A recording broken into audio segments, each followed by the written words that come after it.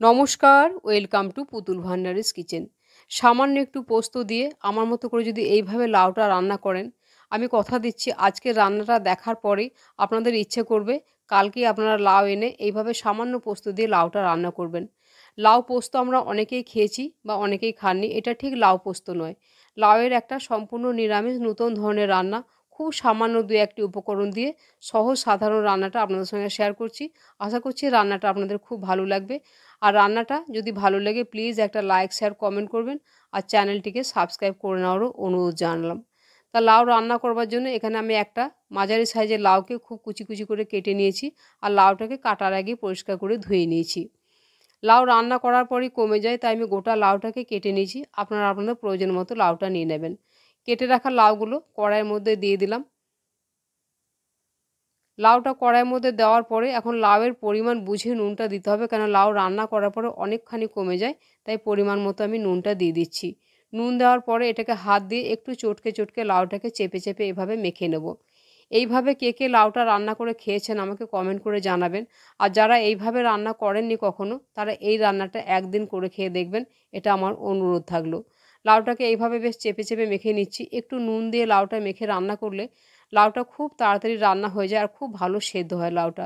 যদিও লাউটা খুব কচি ছিল, ভালোভাবে নাড়াচাড়া করে নিচ্ছি। লাউটা একেবারে কমে গেছে।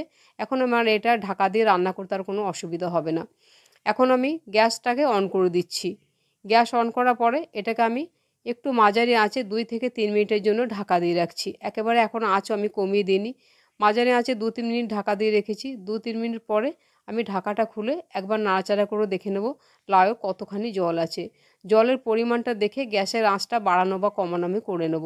2-3 মিনিটের মধ্যেই লাউটা থেকে অনেকখানি জল বেরিয়ে গেছে, তাই খুব কম আঁচে লাউটাকে রান্না করা যাবে না, মাঝারি আঁচে লাউটাকে রান্না করতে হবে।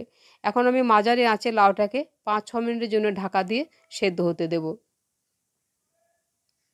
প্রায় 5-6 মিনিট আমি এইভাবে সেদ্ধ হতে দিয়েছি। এখন আমি ঢাকাটা খুলে নাড়াচাড়া করে দেখে নেব লাউটা কীরকম সেদ্ধ হয়েছে আর লাউয়ের মধ্যে কতখানি জল আছে। এখনও অল্প জল আছে, এই জলটা আমার থাকবে আর লাউটা বেশ ভালো সেদ্ধও হয়ে গেছে। এখন এটাকে নাড়াচাড়া করে কড়াই থেকে নামিয়ে নিয়ে কড়াইটাকে পরিষ্কার করে ধুয়ে নেব। এপাশের ওভেনে একটা তড়কা প্যান বসিয়ে দিয়েছি। একটা শুকনো লঙ্কাকে টুকরো করে দিয়ে দিলাম। কম আঁচে লঙ্কাটাকে কিছুক্ষণ একটু নাড়াচাড়া করে একটু মুচমুচে করে ভেজে নিতে হবে। লঙ্কাটা যখন বেশ মুচমুচে হয়ে ভাজা হয়ে যাবে তখন গ্যাসের ফ্লেমটাকে আমি অফ করে দিয়েছি। চা চামচে হাফ চামচ পরিমাণে পোস্ত দিয়ে দিলাম। পোস্ত দেওয়ার আগে অবশ্যই গ্যাসের ফ্লেমটাকে অফ করে দিতে হবে, কেন পোস্ত খুব তাড়াতাড়ি পুড়ে যায় আর পোস্ত পুড়ে গেলে স্বাদটা বিস্বাদ হয়ে যাবে আর পোস্তটা তেতো হয়ে যাবে। তড়কা প্যানটা গরম আছে, এই গরম প্যানের মধ্যেই পোস্তটাকে নাড়াচাড়া করে একটু ড্রাই রোস্ট করে নিতে হবে। পোস্তগুলো যখন এরকম ফুটতে শুরু করেছে তখন এটা নামিয়ে একটু ঠান্ডা করে নিয়েছি। একেবারে এটা মিক্সির জারের মধ্যে দিয়ে দিচ্ছি। আর এই মিক্সির জারের মধ্যে আমি দিয়ে দেবো টেবিল চামচে প্রায় 1.5 চামচ মতো ভেজে রাখা চিনাবাদাম। চিনাবাদামটা বাড়িতেই ভেজেছি। ভেজে নেওয়ার পরে একটুখানি হাত দিয়ে ঘষলেই খোসাটা উঠে যায়। তারপর শুকনো অবস্থায় এটাকে এইভাবে মিহি করে গুঁড়ো করে নিতে হবে, খুব মিহি করে গুঁড়োটা করে নিতে হবে। এখন এতে পরিমাণ মতো জল দিয়ে এটাকে খুব মিহি করে পেস্ট করে নিতে হবে। যত মিহি করে পেস্টটা করা যাবে ততই লাউয়ের তরকারিটা খেতে একেবারে দুর্দান্ত স্বাদের হবে। বেশ একটা মোটা করে পেস্ট করে নিয়েছি। কড়াইটা ধুয়ে পরিষ্কার করে বসিয়ে দিয়েছি। গ্যাস অন করে দিয়েছি। টেবিল চামচে 1 চামচ পরিমাণে সর্ষের তেল দিয়ে দিলাম। খুব সামান্য পরিমাণে একটু কালো জিরে ফোড়নে দিচ্ছি আর তেলের উপরে 1 চিমটে পরিমাণে দিয়ে দিচ্ছি কাশ্মীরি লঙ্কার গুঁড়ো। এতে দিলে তরকারির রঙটা বেশ ভালো হয়, এটা ঝাল হবে না। ফোড়নটাকে কয়েক সেকেন্ড একটু নাড়াচাড়া করে নিচ্ছি। যে মশলাটা এখন আমি পেস্ট করে রাখলাম সেই পেস্ট করে রাখা মশলাটা দিয়ে দিচ্ছি আর বাটিটা ধুয়ে খুব সামান্য পরিমাণে একটু জল দিয়ে দিচ্ছি। মশলাটাকে কম আছে কন্টিনিউ নাড়াচাড়া করে খুব ভালো করে ততক্ষণ কষাবো যতক্ষণ না তেলটা ছেড়ে আসছে। আপনারা আমার এই রান্নাগুলো কে কোথা থেকে দেখছেন অবশ্যই আমাকে একটা কমেন্ট করে জানাতে ভুলবেন না। আপনাদের প্রত্যেকের কমেন্টের আমি ধন্যবাদ দিয়ে থাকি। খুব ভালোভাবে মশলাটাকে নাড়াচাড়া করছি যাতে তলায় বসে না যায়। প্রয়োজন হলে সামান্য সামান্য করে জল দিয়ে মশলাটাকে কষিয়ে নিতে হবে। আস্তে আস্তে তেলটা আমার উপর থেকে ছাড়তে শুরু করে দিয়েছে। এখন তেলটা উপর থেকে পুরোপুরি ভেসে উঠেছে। যখন তেল এরকম ভেসে উঠবে সেদ্ধ করে রাখা লাউটা দিয়ে দিলাম। লাউটা দেওয়ার পরে এই মশলার সাথে খুব ভালোভাবে নাড়াচাড়া করে নিতে হবে। মাত্র 2-3টি উপকরণ দিয়ে এত ভালো লাগে এই লাউ তরকারিটা খেতে, একবার এইভাবে করে খাবেন। ভালোভাবে নাড়াচাড়া করে দিচ্ছি। লাউটা সেদ্ধ হয়ে আছে, বেশিক্ষণ রান্নাটা হতে আর সময় লাগবে না। এখন ওপর থেকে দুটো চেরা কাঁচা পাকা লঙ্কা দিয়ে এটাকে আমি 3 থেকে 4 মিনিটের জন্য মাঝারি আঁচে ঢাকা দিয়ে দেবো। একেবারে আঁচ কমাবো না, তাহলে লাউটা একেবারে গলে যাবে।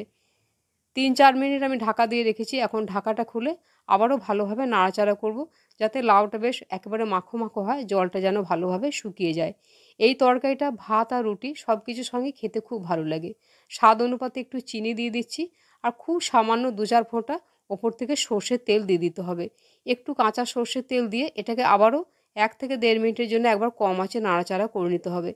ঠিক নামাবার আগে একটু সর্ষের তেল দিলে এই রান্নাটা খেতে একেবারে দুর্দান্ত লাগে। খুব ভালোভাবে নাড়াচাড়া করে নিচ্ছি। রান্নাটা ঠিক এরকম মাখো মাখো হবে। এখন এটা আমার খাওয়ার জন্য একেবারে রেডি। একটা প্লেটের মধ্যে তুলে নিয়েছি। আজকের লাউ রান্নাটা যদি ভালো লাগে প্লিজ একটা লাইক, শেয়ার, কমেন্ট করবেন। চ্যানেলটিকে সাবস্ক্রাইব করে নেওয়ারও অনুরোধ জানালাম। রান্নাটা সম্পূর্ণ দেখার জন্য ধন্যবাদ। তাহলে আবার অন্য কোনো দিন দেখা হবে অন্য কোনো রেসিপিতে। সবাই ভালো থাকবেন। নমস্কার।